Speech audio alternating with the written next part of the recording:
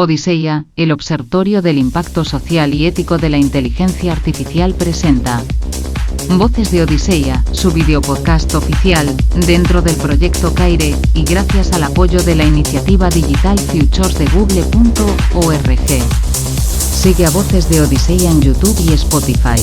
Conoce nuestro trabajo en odiseya.org y suscríbete a nuestros perfiles de redes sociodigitales en LinkedIn, iUIS e Instagram. Y ahora, con su propia voz, nuestro anfitrión, Frank Scandell.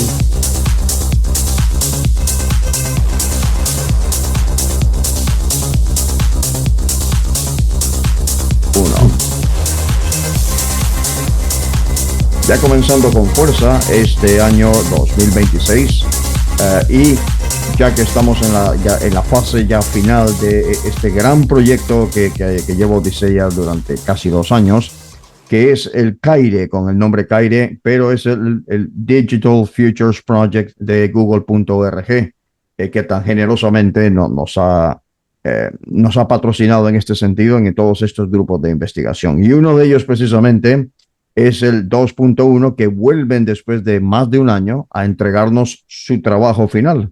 ¿Y qué es lo que revela su trabajo final? Lo vais a descubrir aquí. Súper interesante, no os mováis de ahí, ya lo sabéis. Que esto es mucho mejor si lo veis en YouTube, pero si estáis escuchando en Spotify, por favor, activad el modo vídeo para que podáis ver las diapositivas. Y con eso le vamos a dar la bienvenida a los grupos del grupo 2.1, Profesiones del Futuro, requisitos y oportunidades. Nuevos requisitos y oportunidades. Voy a ir directamente para que su coordinador lo haga, que es adelante. Sí, ¿qué tal? Os saludos a todos. Soy Ricardo Palomo y bueno, pues he tenido la suerte de ser coordinador de este grupo de excepcionales profesionales y compañeros. Hemos estado trabajando juntos estos casi 2 años, como indica Frank, y nos hemos centrado en analizar, efectivamente, como has dicho, las profesiones del futuro, las oportunidades y requerimientos. Dentro de ese enorme proyecto, con muchos grupos de trabajo, pues el nuestro ha acometido esta parcela. En el grupo estamos, voy a ir un poco por el orden que tengo aquí, Dolores Abuin, que es nuestra compañera, Jorge Cerqueiro, los dos están en Vigo, para que también nos lo ubiquemos, José Javier Sesma Fraguas, que está en Pamplona, correcto, y Frank, que no sé por dónde andas, porque estás siempre de un lado para otro, pero que estás en Alicante, en Cádiz, sí. Alicante ahora mismo. Que Frank, aquí tenemos una ventaja, porque Frank, aparte de coordinar esta sesión de hoy, es miembro del equipo, así que algo hay ahí bueno, en fin, vamos a dejarlo ahí. Y bueno, pues como digo, hemos estado trabajando en este equipo. Decía Frank que hemos vuelto después de 1 año, parece que hemos estado componiendo música y venimos con nuevas canciones, y en cierto modo hay alguna novedad, efectivamente, porque desde que empezamos a hacer el trabajo en las primeras entregas a lo que hemos obtenido de trabajo en la última entrega, pues han cambiado mucho las cosas. La inteligencia artificial generativa ha evolucionado muy rápidamente. Por otra parte, también es cierto que empezamos entrevistando a expertos en este ámbito, nacionales e internacionales, que fue un lujo contar con todos ellos y a quienes desde aquí agradecemos a todos ellos su participación. El listado está en los documentos. Y por otra parte, luego hemos añadido durante este año, ¿verdad?, un análisis también de qué pensaba la gente normal, es decir, no los expertos, sino cómo ven la gente de la calle.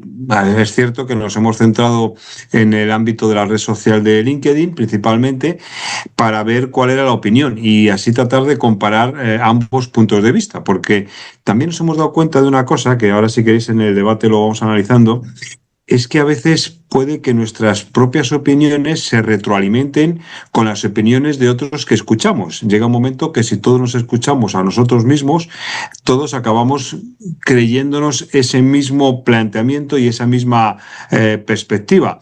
Y por eso a veces resulta difícil encontrar voces que se alejen un poco de lo que se entiende una especie de consenso. Es decir, de algún modo es cierto que hay un consenso que nos lleva en una dirección que ahora comentaremos, pero que eso también nos hace alejarnos de buscar a lo mejor la realidad, y que desde luego, y no me extiendo más y ahora hablamos ya todos, que hay muchas novedades y que estamos viendo cambios muy rápidos.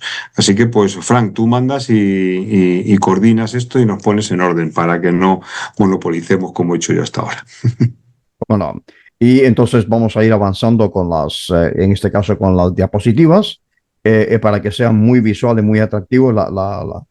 Precisamente la voy a pasar directamente aquí, si queréis explicar en este sentido cuál ha sido la metodología, cómo lo habéis hecho primeramente. Y aquí hay un punto muy interesante que es el número 2, que es esta identificación de colectivos vulnerables, que es un concepto que ha cambiado. Explicadnos eso, por favor. Vale, pues si queréis empiezo. Más que nada para centrar cómo nos hemos enfrentado a este proyecto, ¿no? Entonces, lo que hemos hecho es convocar a expertos, entonces entrevistarlos y pues analizar sus opiniones, ver lo que pensaban. Entonces, lo que hicimos fue realizar un cuestionario con varias áreas diferenciadas para preguntarles sobre el impacto, precisamente sobre colectivos vulnerables y todo esto que opinaban sobre el impacto de la IA. Es verdad que como ya ha pasado tanto tiempo, hemos tenido que revisar sus respuestas por si ellos mismos pues empezaron con una opinión y luego la variaron. Es verdad que casi todos más o menos van aceptando lo que en un primer momento dijeron, pero algunos dijeron que esto se ha acelerado y que si es verdad que eran cautos al principio, ahora ya ven que las cosas van mucho más rápido. Entonces, nada, aquí os comentamos que cómo analizamos toda esta información a través de TurboScribe, que es una aplicación para analizar las entrevistas y para que pudiéramos automatizar la información de manera más rápida. También hicimos metodología la cualitativa con las entrevistas personales a la gente e identificamos pues, la visión, digamos, estratégica de cada uno para intentar enseñar a la gente lo que están pensando estos expertos sobre el impacto de la IA en el trabajo, ¿no? Que es algo que creo que nos va a interesar a todos. Entonces creo que si pasas por ahí, Fran, las diapositivas, pues nada, nos pone precisamente esa, la fase 1 de que consultamos a expertos y luego la fase 2, como nos decía Ricardo, que en LinkedIn le hicimos un cuestionario y dijimos a la gente, a ver, ¿qué pensáis sobre esto? También le hicimos unas preguntas focalizadas en las áreas que creíamos más relevantes y lo que nos dimos cuenta es cuando comparamos los expertos y la gente, que los expertos quizá eran más cautos, ¿no? De hay que ver qué va a pasar y ya la sociedad es como, no, esto ya es inevitable, ya es una transformación que afecta a todos. Y luego aquí, ya pasamos al bloque 2, que puede comentarlo algún compañero, para analizar qué es lo que vieron estos expertos. Exactamente. ¿Qué diferencias habéis encontrado entre digamos que la opinión, digamos que más informada de los expertos o las personas que trabajan en el sector a la del público? Porque se ha entrevistado también al público en general, por decirlo así. Digamos que entre los números, porque tiene una serie de gráficos el estudio, ¿cuáles son digamos que las mayores diferencias que habéis encontrado? Pues entre todos. Venga, Jorge. Sí, profundizando en lo que decía Dolo, yo creo que los expertos sí tienen clara la...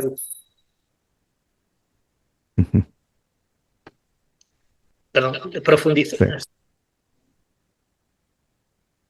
Sí.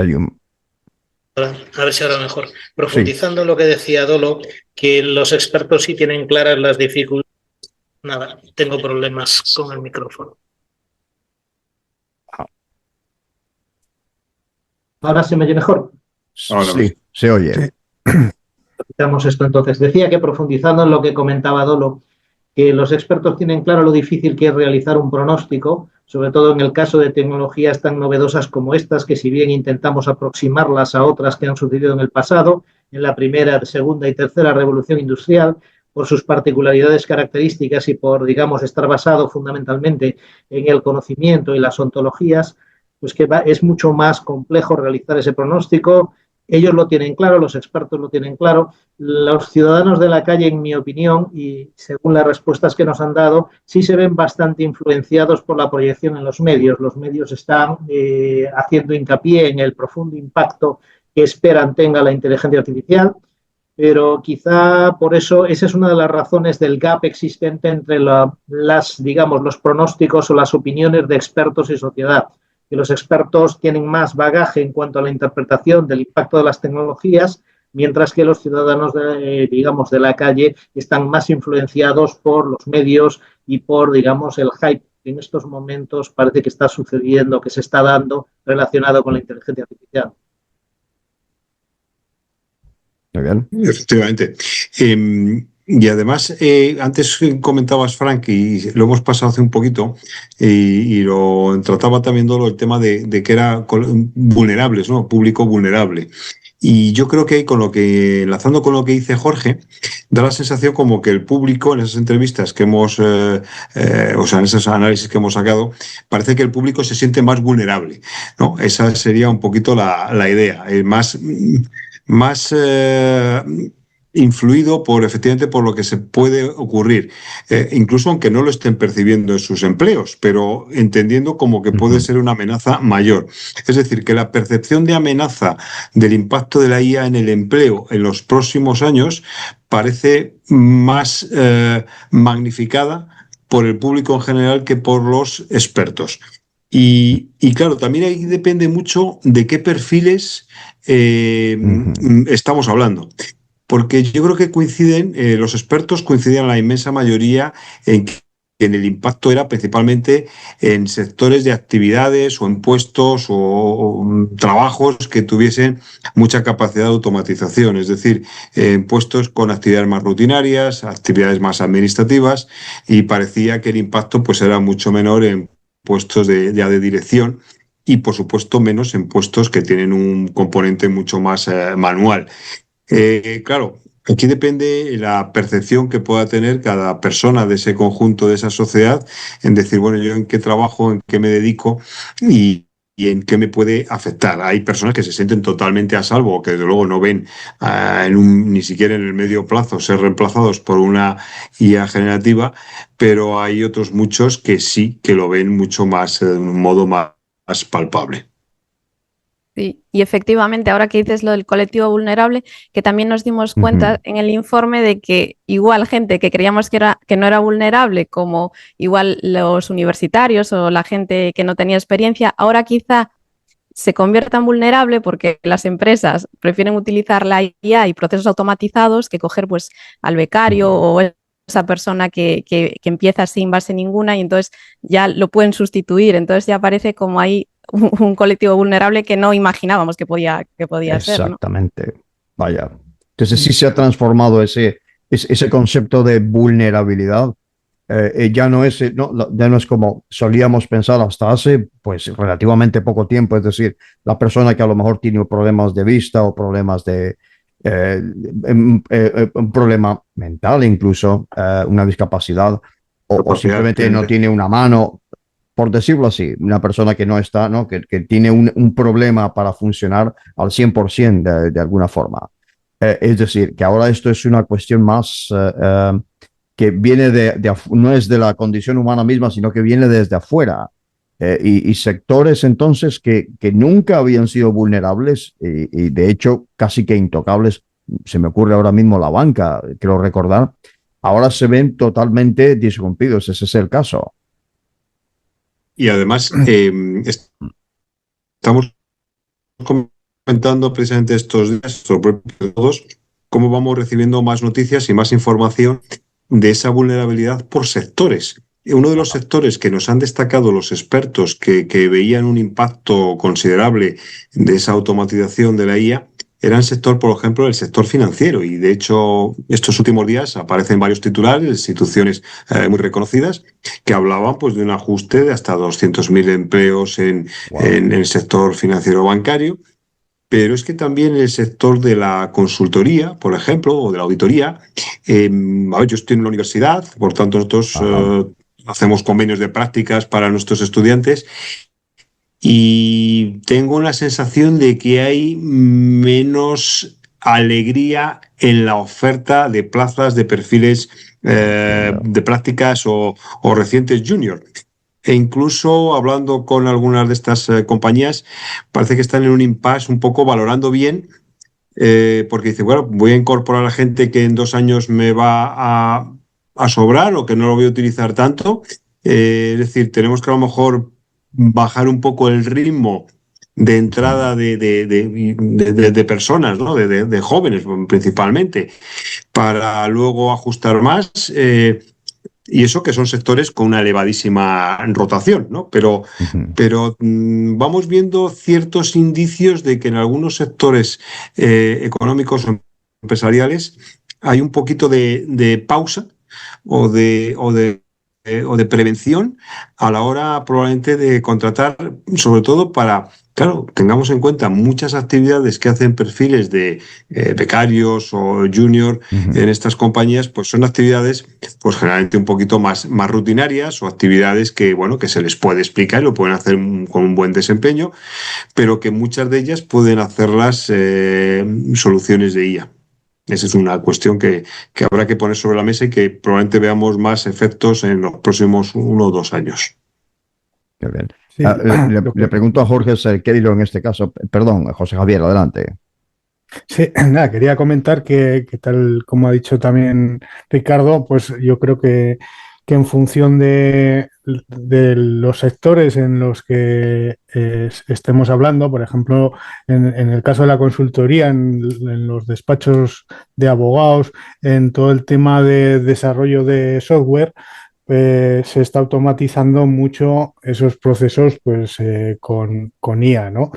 Y muchas empresas están en ese paso intermedio de que están implementando herramientas de IA y no saben cómo va a desarrollar esto en el futuro, pues si van a necesitar otros perfiles. Están muy al principio de la utilización de la IA y por eso la percepción yo creo que estamos teniendo todos de que no contratan todavía perfiles, digamos, junior, porque están un poco intentando asentar el modelo. Luego también es verdad que la gente tiene miedo a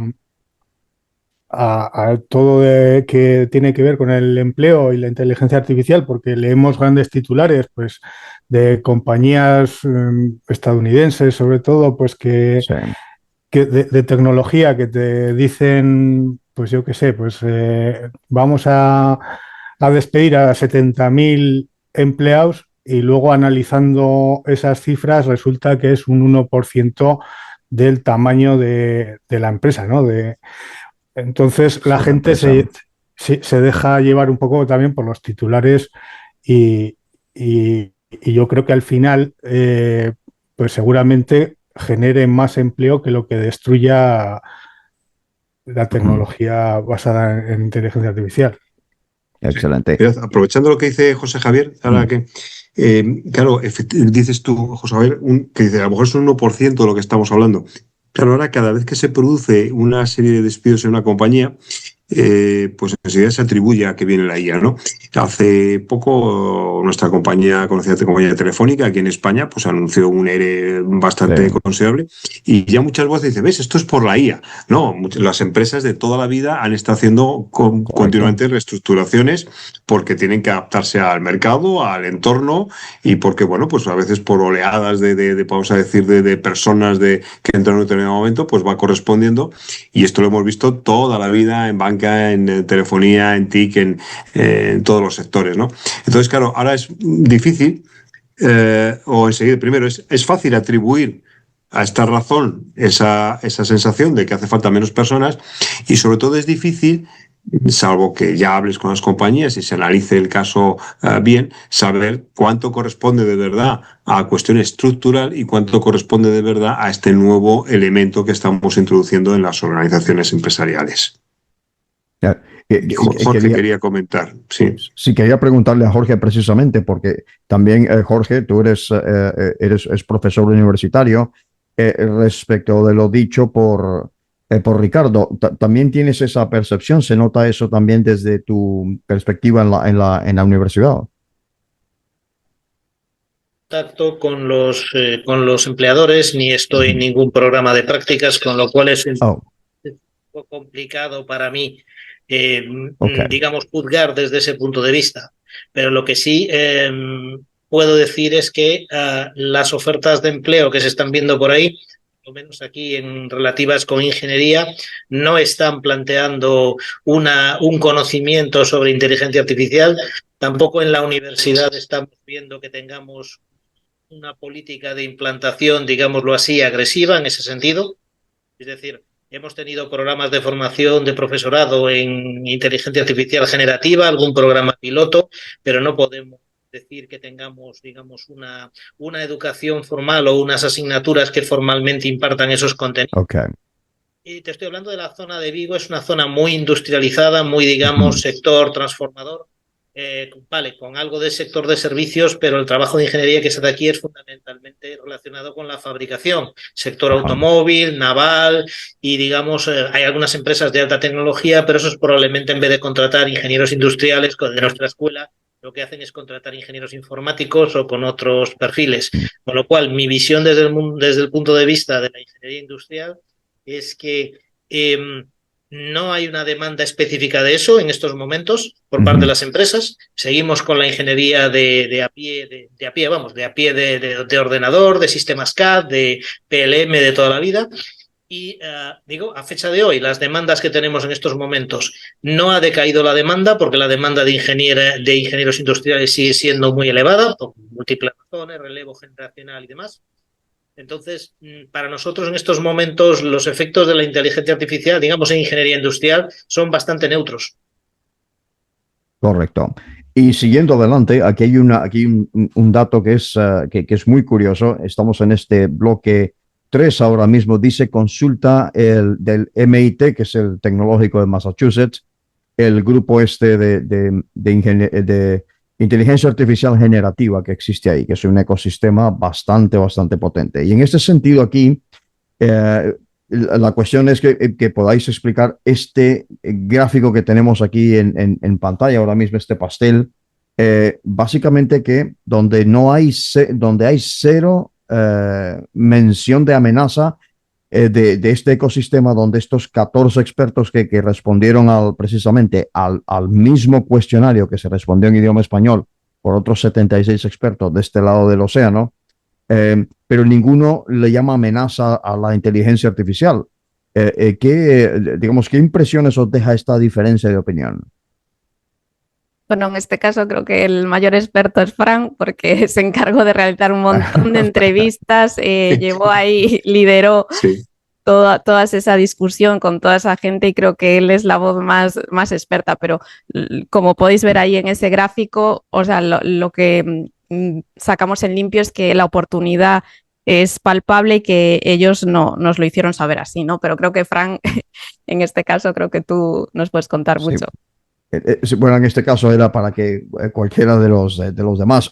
Yo hoy no estoy así, estoy más en la retaguardia, pero bueno, es cierto que estas personas que son directivos del S&P 500, el S&P 500, en este caso, es curioso cómo algunos sí de las impresiones que ellos dieron que está ahí en el estudio, además reflejado, y se puede ver en los mismos gráficos y las respuestas al cuestionario. Sí hay unas ciertas diferencias debido a la presencia de Odiseya en el mes de mayo de 2025 en el MTech AI, ahí precisamente en el MIT, que es donde se logra contactar con todo este grupo de personas en ese sentido. Vale, bien. Entonces, siguiendo adelante, aquí es esta cuestión de las nuevas profesiones, porque el informe es interesantísimo, que el informe trae además una especie de propuesta, lanzarse un poco a futuro, que eso la verdad es que fue difícil entiendo que entre las entrevistas a los expertos, que diciéndole que debían, de alguna forma, voy a decirlo así, coloquialmente, debían mojarse de alguna forma, en decir, bueno, qué profesiones del futuro podrían surgir, y eran muy cautos. Sin embargo, este grupo ha hecho eso precisamente. Creo que esto lo hizo Jorge, además, que se encargó bastante digamos que de darle forma a esta apuesta a cuáles podrían ser en el futuro inmediato, incluso nuevas profesiones del futuro, que es a lo que se dedica el grupo.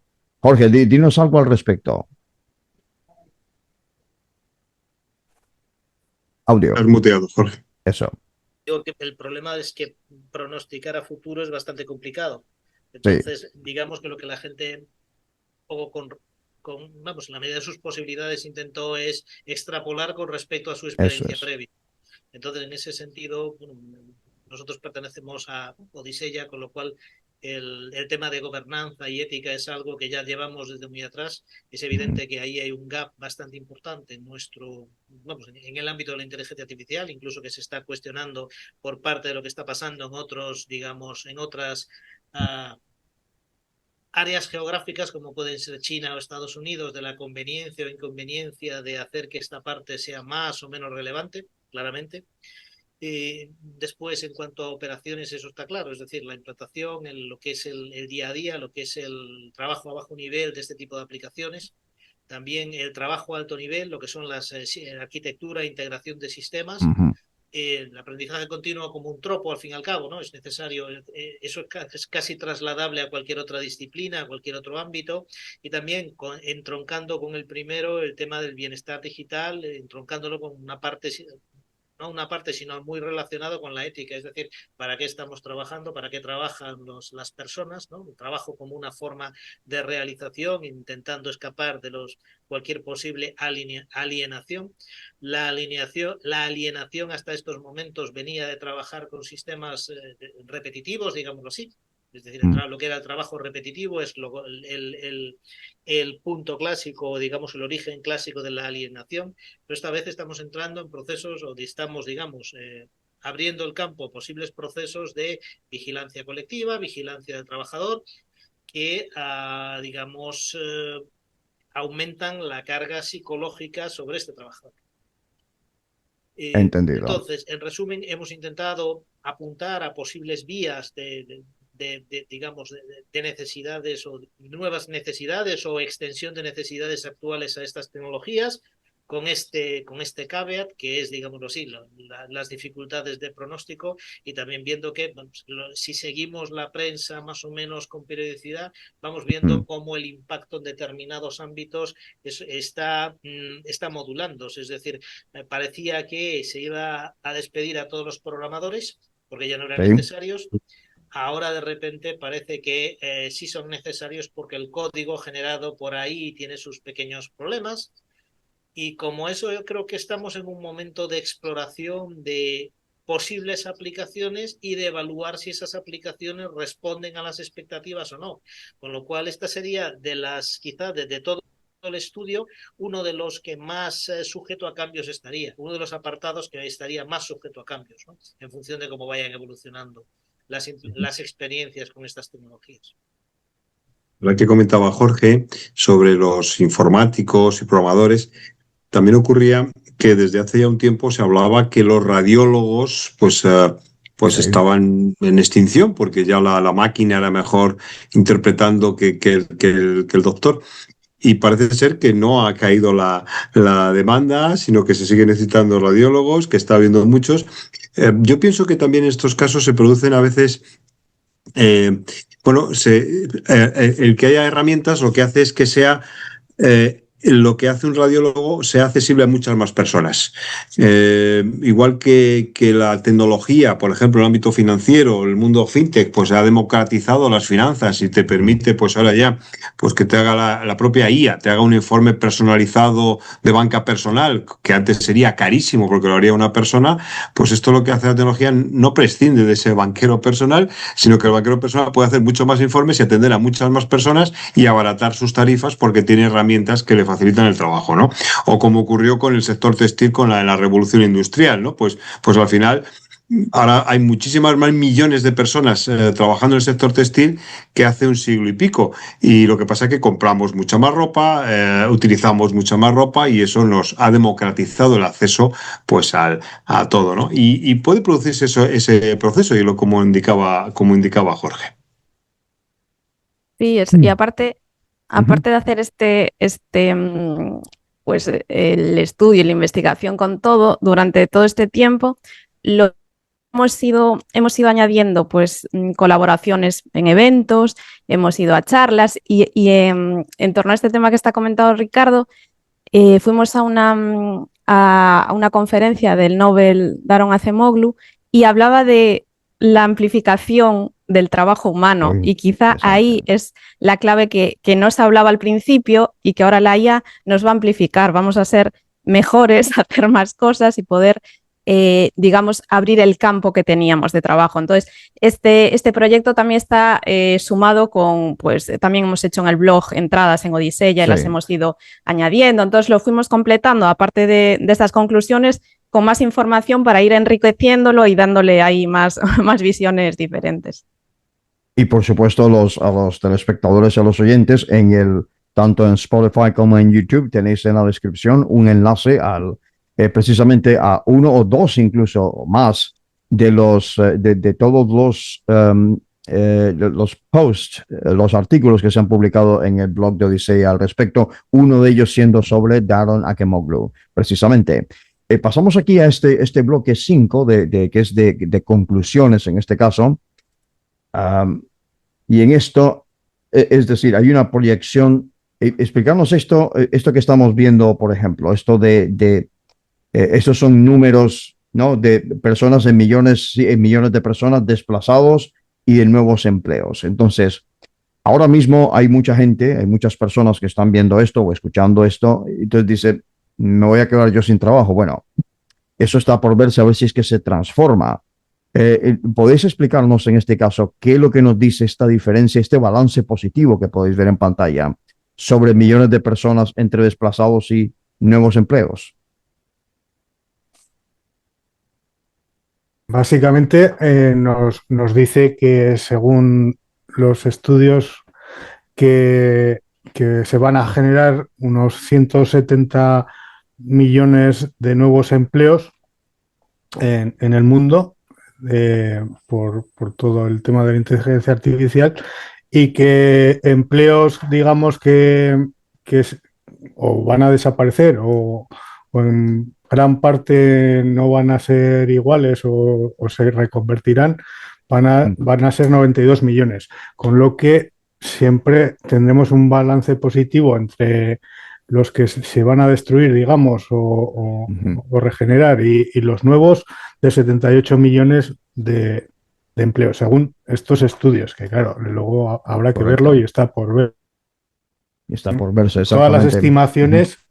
Todas las estimaciones dicen que el balance va a ser positivo en generación de empleos. Fijémonos una cuestión también demográfica en esta línea, ¿no? A principios del siglo XX, sobre la Tierra había muy poquito más de 1.000 millones de habitantes. Ahora superamos los 8.000 millones de habitantes.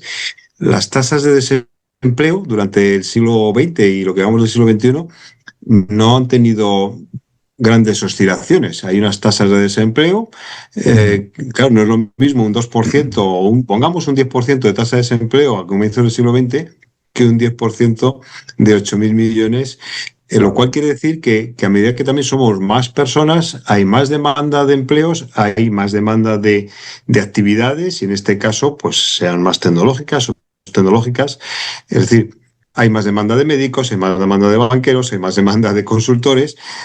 Por tanto, estamos también, que la propia población está creando más demanda, y lo que estamos haciendo es que los profesionales trabajan con herramientas para dar satisfacción a una demanda de una población que de momento y durante las próximas 3 décadas pues va a ser creciente a nivel mundial. Pero fijémonos que por mucho que ha evolucionado la tecnología en general, que llegó los comienzos de la automatización en los años 60, 70, 80, todo lo que estamos haciendo ahora mismo, no ha habido un impacto gravísimo a niveles de tasa de desempleo porque haya llegado esto. Pensemos simplemente en la automatización en las fábricas, no la robotización de las fábricas. Tampoco ha tenido. ¿Qué ha ocurrido? Que han aparecido nuevos empleos.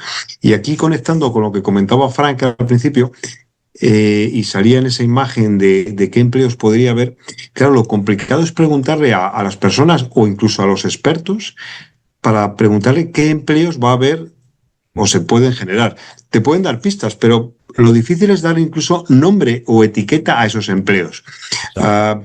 Es decir, los que somos más mayores, que vimos la llegada de Internet cuando estábamos ya en el mundo profesional, pues claro, no podíamos imaginar en el año 96 lo que era un community manager, ¿no? No teníamos ni idea de qué podía ser eso. Es decir, eso fue saliendo posteriormente. Ni un influencer, ni muchísimos etiquetas, nombres o profesiones que algunas desconocemos o escuchamos a diario y no sabemos muy bien a qué se dedican, pero que desde luego son ya nativas de una nueva era digital.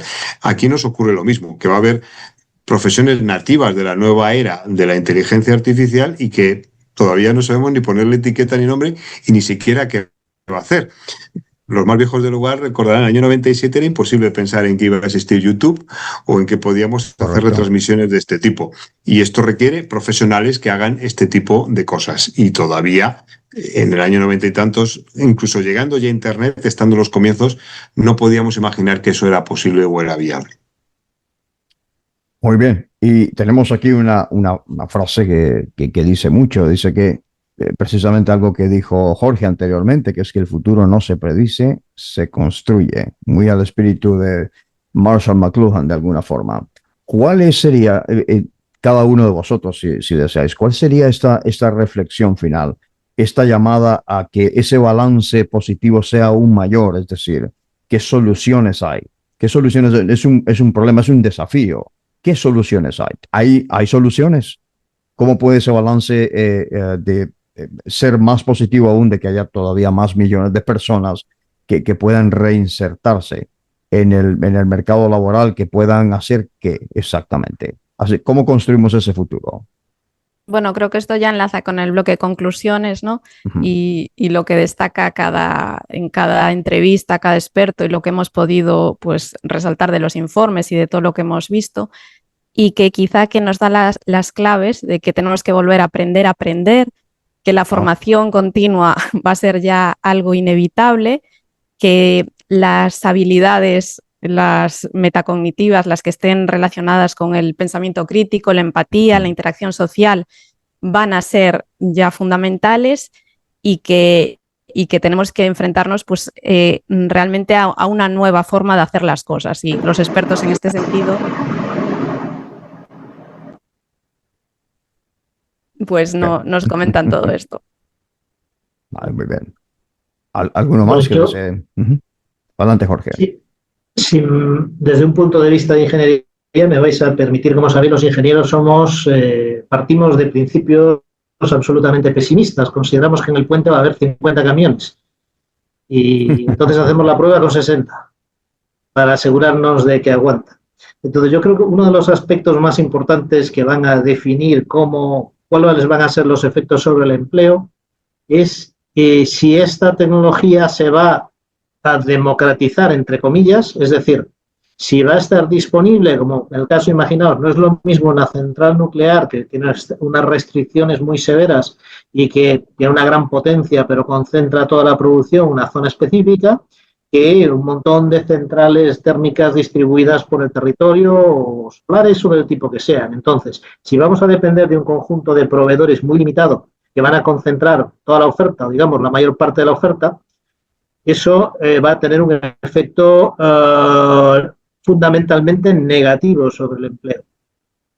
Si concentramos, digamos, todo el esfuerzo de desarrollo y todo el esfuerzo de oferta de servicios en unos pocos agentes, vamos a ir a un sistema fundamentalmente monopolístico que no se me ocurre cómo puede tener efectos positivos sobre el empleo.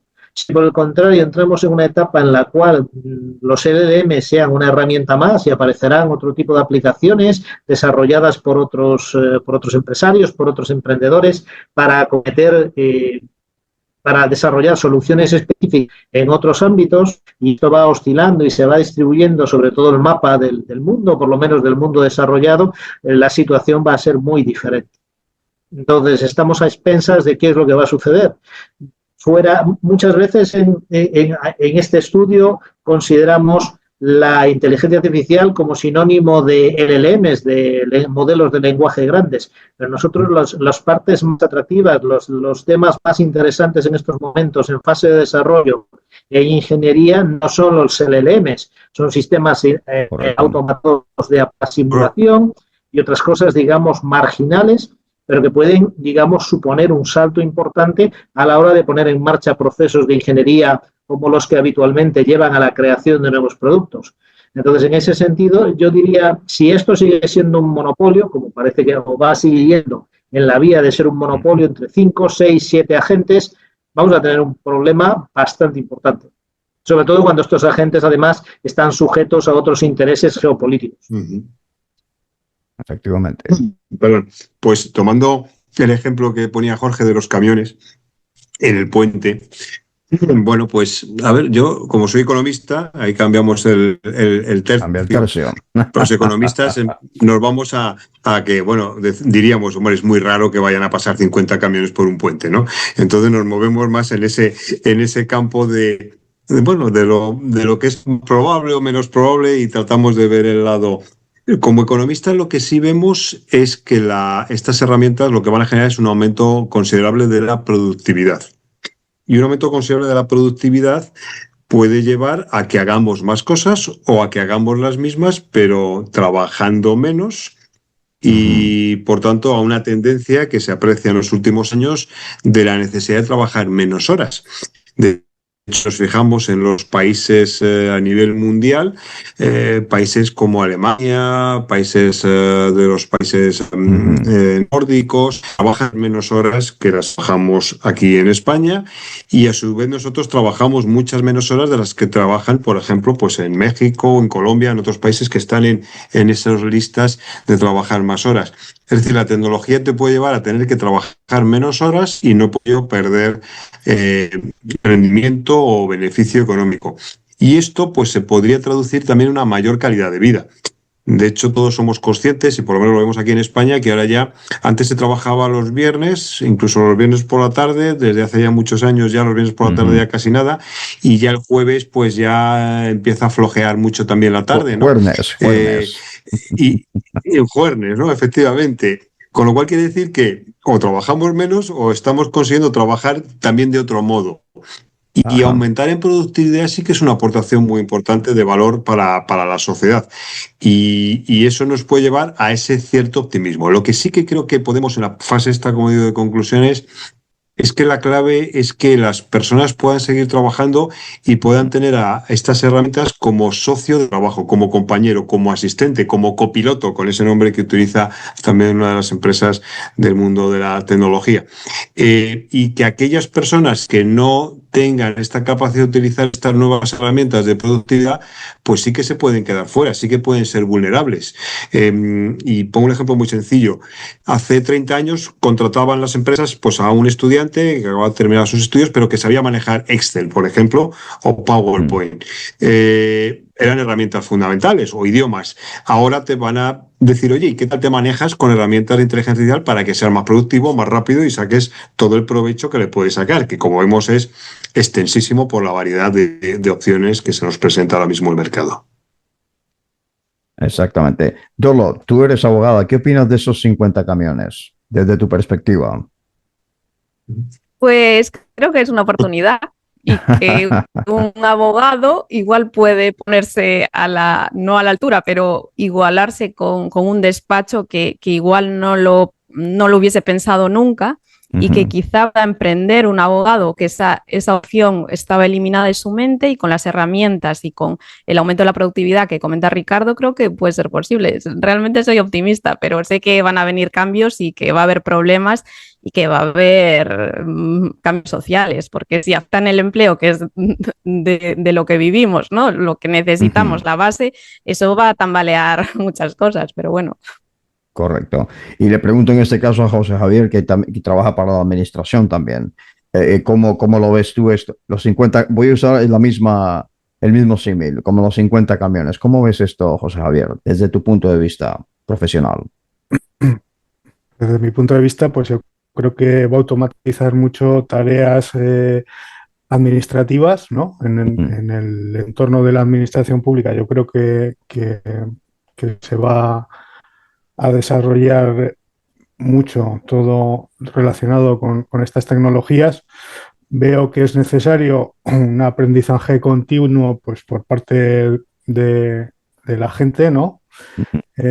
eso va a ser ya esencial, ¿no? Tener en la mente ya de que vas a tener que volver a estudiar cosas nuevas que vayan saliendo cada poco tiempo, ir adaptándote a los cambios y que seguramente pues el trabajo que estés realizando durante tu etapa laboral en la empresa pues se vaya configurando y se vaya reestructurando y se vaya haciendo de otras maneras y consigas igual reinventarte, ¿no?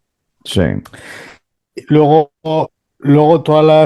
todo el ámbito pues de desarrollo de software, de código, yo creo que también se está automatizando mucho y al final yo creo que todo esto está llegando a que la administración pública cada vez llegue más a la gente, ¿no? Y que cualquier ciudadano, pues desde su casa, pueda realizar cualquier trámite sin tener que ir físicamente a ventanilla. Vale, estupendo. Que vamos, va a ser una revolución. Perfecto. Pues bien, ahí lo tenéis, estimados. Sí, Ricardo, adelante. Sí, no, yo creo que estamos ya cerrando, finalizando. Sí. A ver, un poco, quizá lo que podríamos pensar es que la velocidad del cambio es tan considerable en el crecimiento de las aplicaciones de herramientas de inteligencia artificial que yo creo que es posible que en estos próximos años inmediatos pues tengamos una sensación de cierta crueldad del proceso, es decir, un proceso, una situación, una transición, estamos viendo una transición realmente de un cambio de época, un cambio de era, en este sentido, y es posible que en estos primeros años el impacto sea bastante potente, pero esperanzador en el medio plazo, es decir, nos ha tocado, por así decirlo, vivir un cambio de época, igual que ocurrió con otras revoluciones industriales, y eso pues se produce esos años de impacto fundamental, que es donde puede haber esta sensación, y que luego pues se vaya corrigiendo, porque el propio sistema educativo se irá adaptando, por la propia sociedad se irá adaptando, se va internalizando y van saliendo nuevas oportunidades. Y bueno, pues de algún modo el reto va a ser cómo afrontamos estos primeros años que tenemos ahora por delante, 3-4 años siguientes, que creemos que va a evolucionar todo muy rápido y que todavía, como es algo tan nuevo, no entendemos cómo puede afectarnos. Decía Dolo muy bien, claro, el impacto social puede ser muy grande, tanto porque te amenaza tu empleo como porque piensas que puede estar amenazado tu empleo. Con lo cual te va a preocuparte, incluso en las decisiones de estudiante, dice, ¿qué voy a estudiar? Si eso que voy a estudiar, cuando termine mis estudios, a lo mejor ya no me vale. Y eso pues introduce incertidumbres que no teníamos de ese tipo pues hace una década o hace 15 años. Excelente, pues muy bien. Estimados telespectadores y oyentes, aquí lo tenéis, el grupo 2.1, Profesiones del Futuro, del proyecto Google.org Digital Futures Project, o CAIRE, Odisea, que es como también le decíamos. Muchísimas gracias, Ricardo, Dolo, Jorge y José Javier, por habernos acompañado en esta entrega de resultados. Y ya tenéis en la descripción, tanto en Spotify como en YouTube, tenéis ahí los enlaces a artículos y al estudio mismo que podéis descargar de una forma totalmente gratuita. Muchas gracias a todos por haber estado una vez más en el podcast. Sí, Frank. Y ya para otras cuestiones también nos volveremos a ver aquí en vuestra casa. Gracias. Muchas gracias. Gracias. Buenos días y buenas noches.